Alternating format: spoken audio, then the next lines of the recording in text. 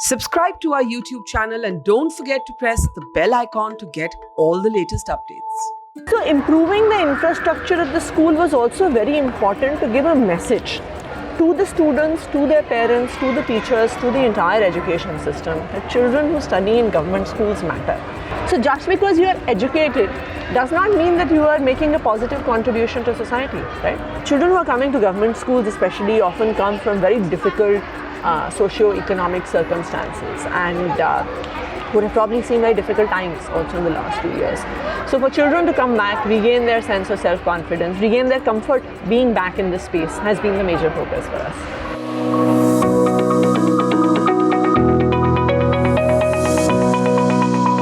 The AAP has promised Punjab the Delhi model of education, but what exactly makes this model different and unique? We speak with AAP MLA Atishi, who will tell us what Punjab can expect. How important was it to improve all this facility and improve the infrastructure of what you were handed over from the previous governments? So the thing is that, people can say that infrastructure is not important. You hear these stories about how Lal Bahadur Shastri studied under a street light, under a tree, and why does it matter? But what one has to realize is that when schools used to be in that ramshackle condition, it gives a very clear message to the students who are studying there that you are second-class citizens, that you don't matter in this world, that you are not going to make it anywhere. It's those kids who are studying in those shiny, swanky private schools, they are the ones who are going to make it in the world. And so when I remember in 2015 when we started, you walk into a school and children would not even make eye contact with you, let alone talk to you. So improving the infrastructure at the school was also very important to give a message to the students, to their parents, to the teachers, to the entire education system that children who study in government schools matter. Today, when a child walks into the school, sees the facilities that exist, they realize the fact that मैं किसी private school के बच्चे से कम नहीं, and it is a fact. See, it is just because a child is born into a family where their parents cannot afford to pay the fees of an expensive private school does not mean that child does not have talent. It does not mean that that child cannot be extremely successful and contribute to the country. And I think that is really what we were looking to change, that mindset. So you talked about improving the infrastructure, but along with improving the infrastructure, there's also the curriculum, right? The Indian curriculum, like we talked about, is very pressure. It has a lot of pressure and it focuses on students competing all the time. Yeah. And you talked about suicides also, which I was going to bring up. And even latest NCRB data showed an increase in student suicide, especially during the pandemic. Yeah. So taking all that into consideration, what have you done for the curriculum? How have you made it easier for the students? Have you made it? So I think what one needs to understand is that the curriculum does not need to be easier. The curriculum, one, needs to be appropriate for the children, teaching in a manner that they can understand, and the curriculum needs to be relevant. Now what happens is that अगर आप भारत में देखिए, हमारा जो curriculum है, हम ऐसा मानते हैं, it's almost as if the child is like a bucket and you should keep filling that bucket and filling it and filling it and filling it and filling it. And there is so much information that we give the children, which, as I discussed, they actually don't need in their lives. You know, when I was in school, when we had to do a school project, what would I need to do? I would need to go into the school library, take out an Encyclopedia Britannica, make notes from that, and then go back and do the school project. Today, I see my niece and my nephew, they can get that information in less than 30 seconds on their phones, on their laptops, on their computers. So today, we don't need to have information overloaded curriculum. And so I think what the curriculum really needs to focus on, which we have now been doing, number one, foundation skills. Reading, writing, arithmetic. I mean, it seems odd that in the 21st century one would be talking about this, but the reality is that every year the Asar survey shows that 50% children in this country do not even know how to read and write despite having been in school for so many years. Why? Because how we teach our children is not in place. So one, the pedagogy for that needs to be improved. So that has been a big area of focus. We have run reading campaigns, something called Mission Bunyad, where foundation skills are focused on. Second, as I said, that there are many, many other things. What do you need? Through education, you are looking to change the mindset of students, right? So we have introduced a series of mindset curriculums, which are looking to change the mindset of students. So three major curriculums as far as this is concerned. One is something called the happiness curriculum, which we introduced a few years ago, where the children learn how to introspect, to understand themselves, to understand human behavior, to understand their interaction with other people. something that at least we were never taught when we were in school, and something that we as adults have learned after making mistakes again and again and again in our lives. The second is the entrepreneurship mindset curriculum, which I was talking about. And the third, which has recently been introduced, is something called the Deshbhakti curriculum, or a citizenship curriculum. That how is it so? I think there are three dimensions of this. The happiness curriculum, which looks inwards, understanding human psychology. And then two dimensions of a student's outward life. One, as a citizen, how they contribute to society around them. And second, their contribution as for their livelihoods, for their businesses, for the economy. So that really for us is the major focus area as far as curriculum is concerned. So you said, and in this curriculum, in all these curriculums, everyone can be successful, right? If in the happiness curriculum I have to understand myself, it's not as if that I will come first and Mayank will come second and Anurag will come third. We can all understand ourselves. We can all be good human beings with meaningful relationships. We can all learn how to manage stress. We can all be good citizens, be citizens who contribute in the society we live in. So this is not a competitive curriculum where one student can only do well at the cost of someone else. so you started the Deshbhakti curriculum, right, with the focus to invoke nationalism beyond republican independence, patriotism rather than nationalism, Yes. right? But let's talk about that in itself.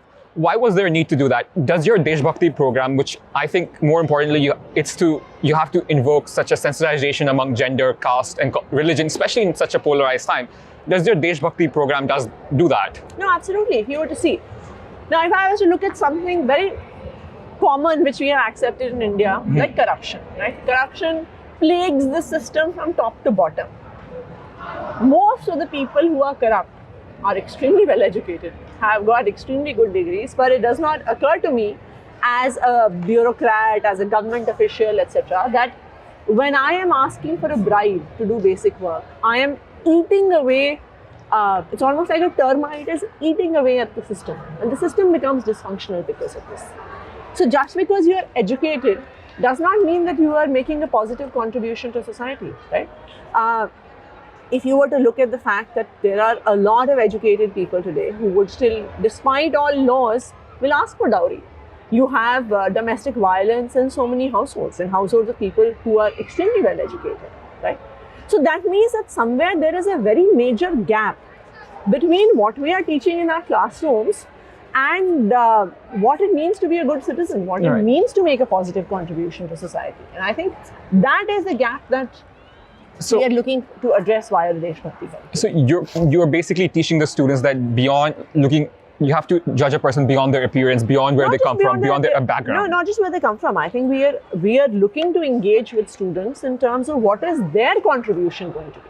What does it mean to be a good citizen? That even from something small, like you can talk about the fact of much larger contributions to the country and society, but even something small, that if I'm walking down the road and I throw a piece of plastic or a piece of garbage on the ground, then we use words like patriotism and nationalism, but is that the kind of country that I want to build and the kind of country that I want to live in? So all our actions in society need to be looked at and need to be understood. So you mentioned a gap, right? Recently, because of COVID, there's also been an education gap, which I think you will also admit to, especially even in Delhi education, right? How have you helped students who haven't had the access to maybe online, to maybe internet, to get that education? So I think that this gap is very real, and I think that I do not think that this gap can be easily filled or bridged, because the fact is that even in a place like Delhi, only 50-60% students, about 50% students had access to proper internet connection, 60% students had access to a device. So therefore, the gap is a very real one that existed for the last 2 years. I do not think that that gap was filled despite all efforts by the government. I think it is now that the students are back in school, and it is a real joy to see kids in school after so long. It is only once the students are back in school that we are now looking to bridge the gap that has been created. But I think for us, at least, even now as schools have reopened, our focus is on the happiness curriculum. And for the first 2 weeks, as you see, children are participating in sports. There's a lot of activities going on, because there's not just a gap in terms of academic curriculum, but I feel that there has been a lot of social isolation. Children who are coming to government schools especially often come from very difficult socio-economic circumstances, and would have probably seen very difficult times also in the last few years. So for children to come back, regain their sense of self-confidence, regain their comfort being back in this space has been the major focus for us. So the education minister said that you guys are doing a study to understand what the gap is and how real this gap is. Yeah. There are 4.5 million students that are part of the Delhi education system. Yeah. And a lot of them, even we did a story on for our production, and we found out that a lot of laborers who have sent their schools to Delhi schools haven't been able to afford the internet and everything, right? What will you do to help those kids who are, as you mentioned, from underprivileged socioeconomic backgrounds? Even earlier, this is a very stark reality of India's education system, that as I said, there are many, many children who do not even know how to read and write. And so we have run in our school something called Mission Bunyad, which is a program to focus on foundation skills. And for the next coming months, that rather than just the textbooks and the curriculum is going to be the focus, to make sure, see, foundation skills are in place. If children can read with comprehension, understand basic arithmetic functions and perform them, know how to write in a coherent manner, then they can work on any subject. But if these foundation skills are not in place, then no academic subject, then every academic subject becomes difficult. So in that sense, the study that Manish Sisodia has said that they will do, you guys will do, focuses on about 8,500 students, right? And from all different backgrounds. Isn't that sample too small for a school, for a system which encapsulates about 45 lakh students? No, I think, see, the idea is via that study to get a sense of where the children stand and the kind of gaps there are. Of course, school by school, different plans will have to be created. Right. So just continuing with that, you mentioned during COVID, there's also this issue of mental health, which has cropped up. Even the central government has said that they will start programs for that. How will Delhi government help students deal with that? You mentioned Mission Bunyad, that's an education level, right? That's a way to get them back to the board. But what about their mental health, the amount of stress they've gone through? As I said, that we have been running the happiness curriculum in our schools for the last several years. And once schools have reopened for the first couple of weeks, it is happiness and wellness classes that have been at the focus of this. As you can see, like you can even see around and maybe go into some of the classrooms, that activities, sports, discussions have really been the focus in this opening session of our schools, and they will remain the focus. Because I think children getting that sense of confidence back is the most important thing for the education system to be able to restart. So last question, I know you have to go. You were campaigning obviously in Punjab and Goa and Uttar Pradesh, and you promised to bring the Delhi model of education, right? How difficult will that be, considering there's an entire different socio-economic background that comes, which is in Delhi, in place in Delhi, but it's not in UP. You have the caste angle, you have the underprivileged families are there. See, Delhi schools did not look like this 7 years ago when we started here. You must remember that. Delhi schools were in such a ramshackle condition. I can try and find some old photographs and share them with you. It's unbelievable. What these schools used to look like. It takes political will. I think that Delhi is the first government that has spent 25% of its budget on education. No government has ever made this kind of allocation. So I think it is this political will that has caused this transformation. And I think that political will bring transformation in other states as well. If you look at Punjab, Punjab has almost double the per capita expenditure that Delhi has on every citizen. And yet, if you look at the facilities in terms of water, in terms of electricity, in terms of transport, school education, healthcare, they're all in ramshackles. Why? Because the only thing politicians are interested in is putting money into their pockets. And so when you have a minister who's sitting from morning to evening looking at different issues, if the message that he is giving to every bureaucrat is कि भाई मुझे पैसे कमाने हैं, इसमें पैसे कैसे बन सकते हैं, इसमें पैसे कैसे बन सकते हैं, then that is what they will find out of all those issues. If you have a chief minister like Arvind Kejriwal or an education minister like Manish Sisodia who looks at every education file and says, okay, how can we introduce happiness curriculum? How do we improve the mental health of students? How do you get better quality furniture? How do you make sure that you have high quality labs? How do you have schools of specialized excellence? Then they create that.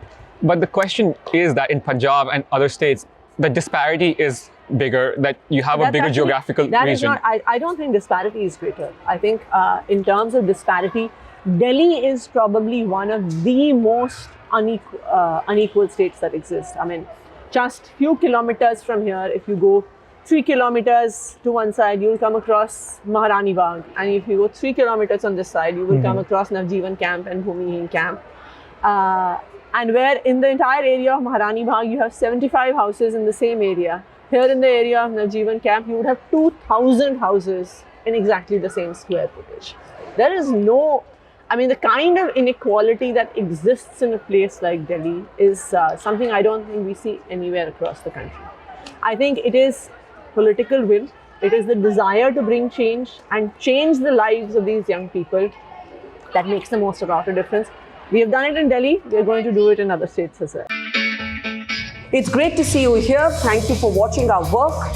If you haven't subscribed yet, don't forget to click the bell icon and subscribe to Mojo Story and support independent, robust journalism.